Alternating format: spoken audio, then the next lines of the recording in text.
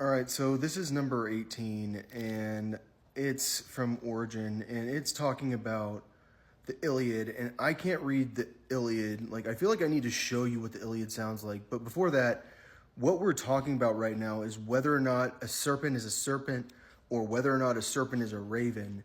Because I have translations where I'm seeing dragontes, which is a dragon, as a serpent, and then also as a dragon, and then I see, but a serpent's an ophir, and I'm also now I'm seeing that a serpent's an Aryan, a Therian, but I don't pronounce the th because I do Egyptian, and so it's Aryan. Like I'm talking about in Genesis 3.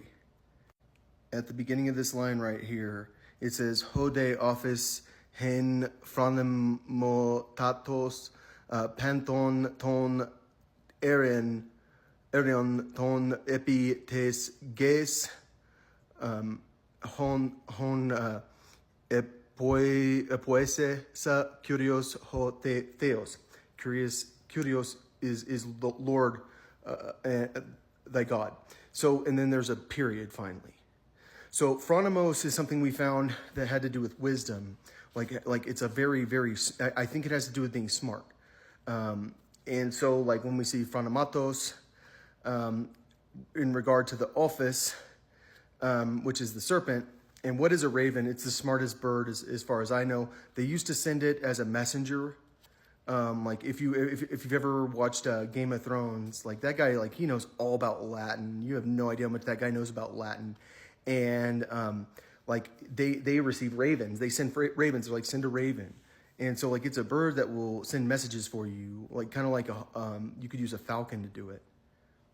But we're confused about the Aryans because like we're finding Aryans translated as a beast, but this is saying it's a brute.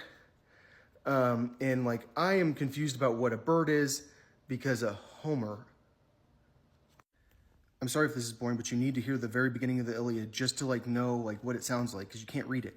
Rage goddess, sing the rage of Peleus, son of Achilles, murderous doomed that cost the Achaeans countless losses, hurling down to the house of death so many sturdy souls, great fighters' souls, but made their bodies carrion feasts for the dogs and birds, and the will of Zeus was moving toward its end. Begin muse when the two first broke and clashed, Agamemnon, lord of men, and brilliant Achilles.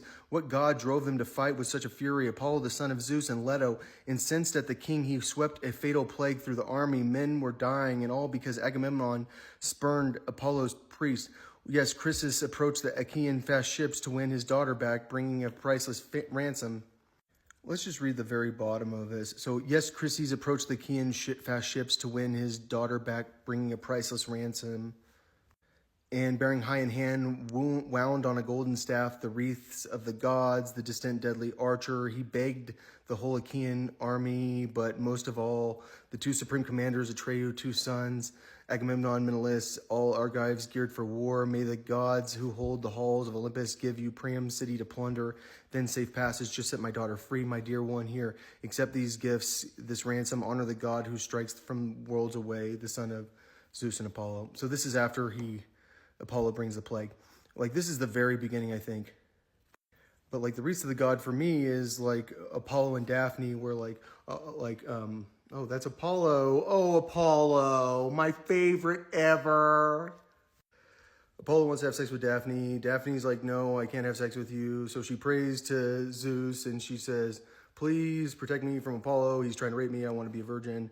And then Zeus turns her into a tree. I think it's a laurel tree. And then like Apollo like is so sad because he's so in love with Daphne that he puts a wreath on his head in memory of her. And that's why the Greeks have wreaths on their head.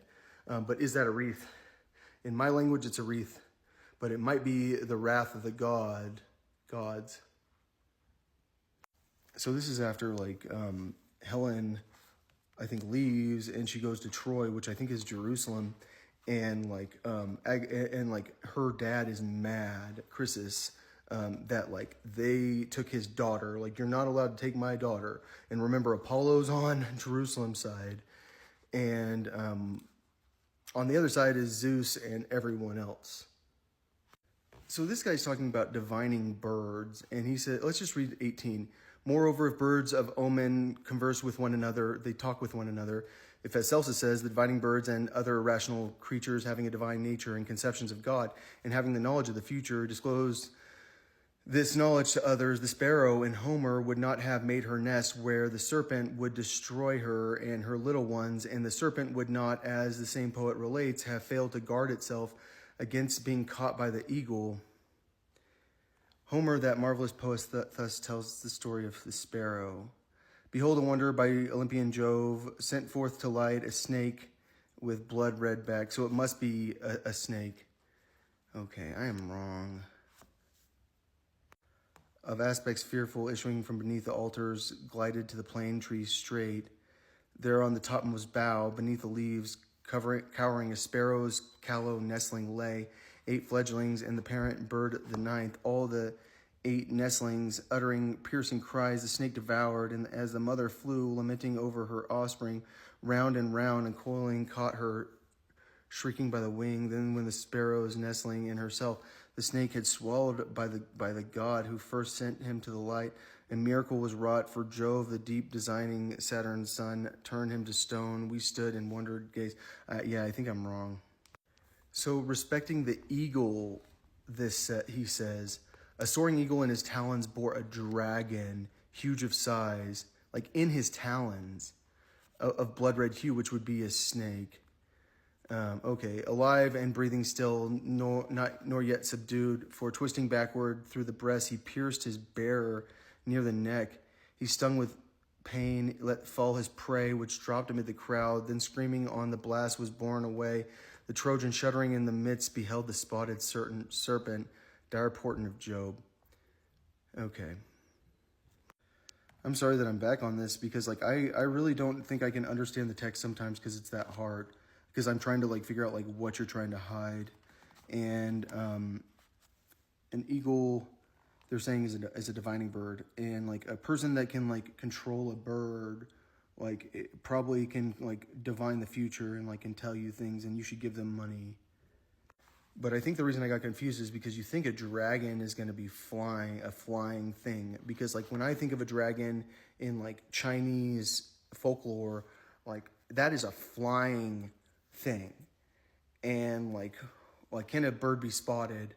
Clearly a bird can be spotted. And can it have a blood red hue? It can. But why would a bird be attacking a bird? This is a bird attacking a bird. But why would but can snakes climb trees? Let's research the snakes of Israel. So a snake in that I found is a water snake that meets that description. No way.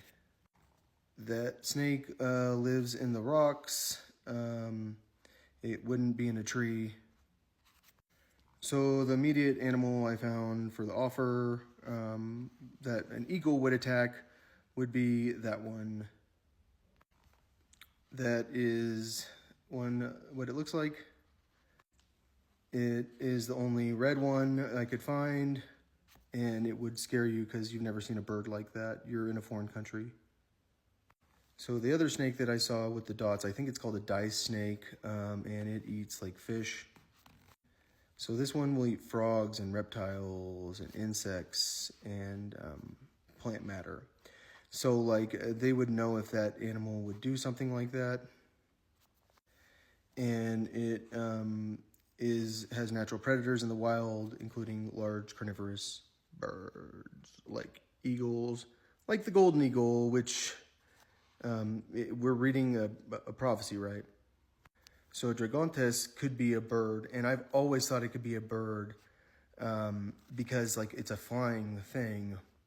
And if it's blood red of hue, clearly from a distance you can look blood red of hue. There are no other birds that would be that big in Israel that's blood red of hue. Okay, so I'm sure that you guys are thinking Troy's not Israel. We all know that. They couldn't get through it with that many people. The walls were that scary. They tell you that Suleiman built the walls of Israel, Suleiman the Great, that's a Muslim ruler. I can't remember which caliphate he's from. That he repaired the walls. Like, they don't want you to know about Troy.